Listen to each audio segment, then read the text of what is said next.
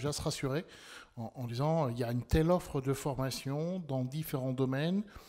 Il y a forcément une formation qui me convient. Ensuite, c'est d'aller voir les établissements. J'insiste bien là-dessus parce que c'est ce qui permet de saisir l'ambiance, de voir un petit peu ce qu'il en est. Je dis souvent également aux élèves de rencontrer les étudiants et de se dire est-ce que j'aimerais être comme lui ou est-ce qu'il était comme moi l'année dernière ou il y a 2 ans. De bien parler en termes de scolarité, d'organisation, de déambuler dans les couloirs. Oui, bref, de dire est-ce que cette école me convient et voir ce qu'il en est. Il faut rêver, se dire il y a plein de possibilités. Il faut peut-être faire un petit mix qui soit très réaliste en disant les formations dont je rêve, les formations très réalistes et puis peut-être d'autres qui sont en filet de sécurité. Éventuellement d'aller sur le net où il y a beaucoup de vidéos qui peuvent présenter donc des métiers. Et puis peut-être dernier conseil, de prendre son temps dans l'orientation. Ce principe, il faut un peu de temps, 1 ou 2 années, de réfléchir, de dire tiens là aujourd'hui telle formation me plaît, tel métier me plaît. Je vais regarder un petit peu ce qu'il en est, je vais réfléchir, puis peut-être que dans 2 ou 3 semaines, ça ne me conviendra plus, il y en aura d'autres. Donc, là, encore une fois, de ne pas se dire, c'est pas un examen, il n'y en a pas forcément une réussite en tant que telle, c'est de prendre le temps, de rêver et de regarder donc tout ce qui peut exister.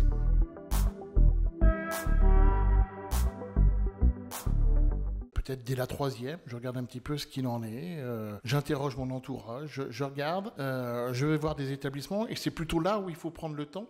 Peut-être de noter également sur un papier ou d'avoir une sorte de journal de bord en disant tiens là aujourd'hui j'ai entendu parler de tel métier, ça m'a plu, ou dans un film j'ai vu qu'il y avait tel métier, je vois ce qu'il en est, puis je fais un petit peu de recherche. Donc encore une fois c'est vraiment en amont et surtout ne pas se stresser.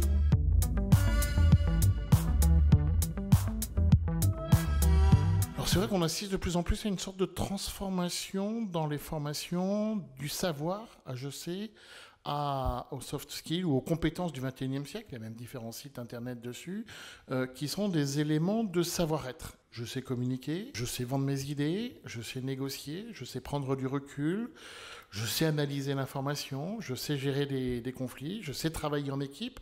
Ce sont des éléments que l'on retrouve dans la vie de tous les jours et j'allais dire quel que soit le métier à l'heure actuelle. Parce que l'entreprise demande des travaux de groupe, demande des projets, demande d'autres formes de travail et il faut se préparer à ça. Elle s'acquiert au fur et à mesure, elle se développe. Tous les élèves en ont déjà.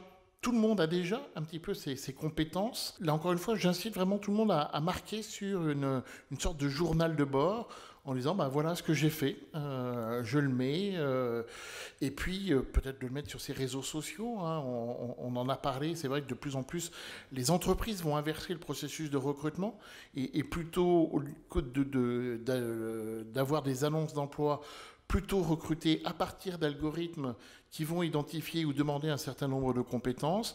Donc de dire, au fur et à mesure, je remplis. Alors mon profil pour l'instant c'est LinkedIn qui est très professionnel, mais il peut y en avoir d'autres. Je remplis progressivement donc mon réseau, mes profils sociaux là-dessus.